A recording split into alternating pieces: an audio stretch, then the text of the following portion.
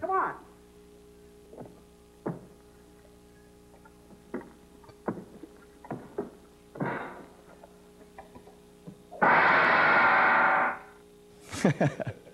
Hi, my name is Michael Southard. I'm the creative director at West Wing Studios. I'm very happy to be here today. I'm really excited about this project. It's one that's near and dear to my heart, and for a variety of reasons, but also to be talking to you about the technical process, how we came to be talking to you about this. The very first step is identifying the best possible film element. There are certain films that perhaps were done by a studio that have fallen into public domain, or perhaps weren't stored correctly, etc. So some of our film heritage that we were interested in using is in really poor condition. Some of it's great. You never know. At West Wing, we work from the original film element.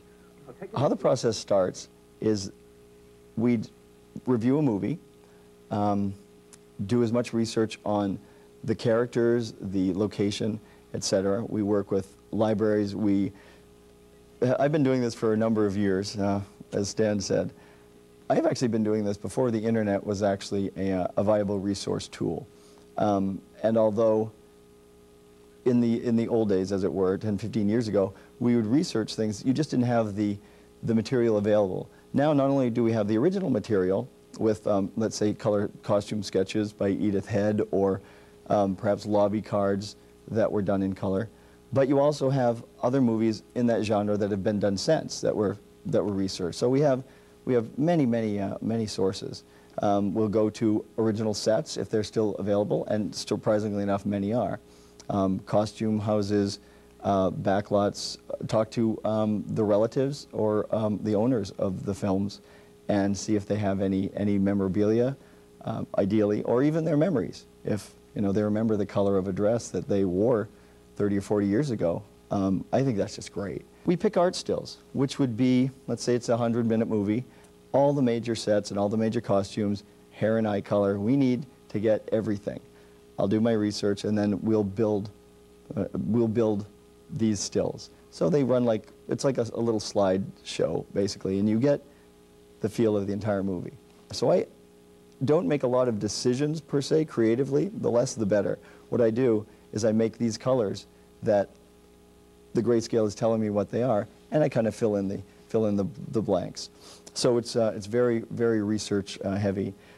My philosophy on this is this: this isn't my work; it's someone else's work. My job is to make it as historically accurate as possible, to keep the integrity of the black and white, the drama, and the great quality of it, the grain, etc. But to add a certain amount of color that doesn't interfere with the story, that brings it up to date, that will appeal to a demographic that, for whatever reason, doesn't appreciate the original black and white because they have so many choices.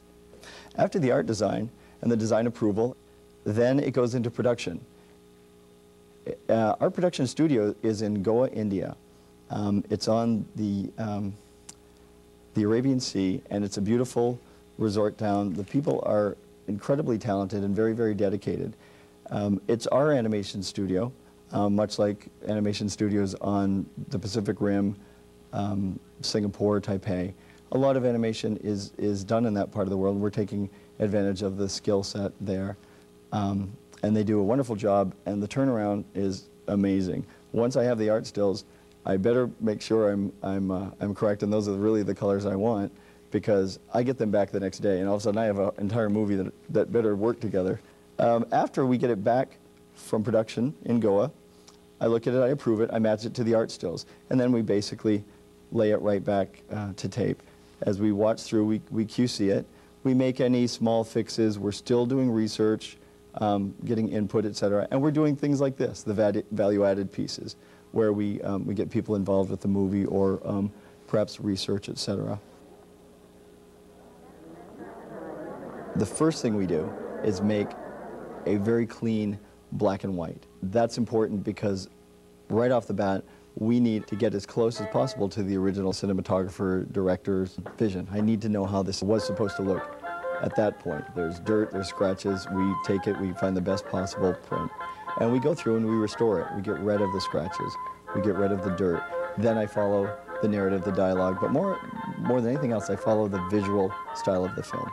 Among the other things we do, we enhance the audio. We separate the channels so it's full and rich.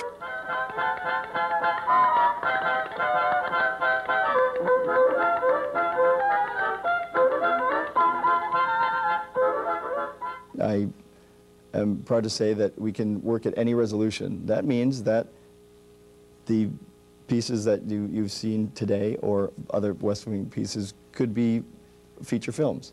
They can work in high def. They can be video. You can even make small, internet movies. It's really up to you. It's the technology is perfect for what we do. You can watch a pristine black and white, Will you marry me? or you can watch the color. Of course, on our DVDs, you have the option of both. I love the Three Stooges. I have a little brother, and I learned essentially how to torture him from the Three Stooges. I think it's a very important part of my childhood. But seriously, they started a comedic genre that has been often imitated, never successfully. You'll find that in these pieces, a lot of the color is in the foreground. There will be exceptions to this. Malice in the Palace is an extremely decorative Moroccan piece. So you'll see a lot of purples, a color that wasn't used often in this time period, but during the Depression. But because of the background and because they are in this opulent Moroccan palace, it is perfect for this use. I'm going to wrap it up. Thank you for watching this. I hope I've shed some light on how we do our jobs and what we're trying to achieve here. If you have any questions or would like to see future West Wing Studios releases, you can check our website. That's westwingstudios.com. And when in Goa, swing by the studio. It's on the Arabian Sea. It's really quite beautiful, and we get some work done too. Thank you, and I look forward to talking to you on the next DVD.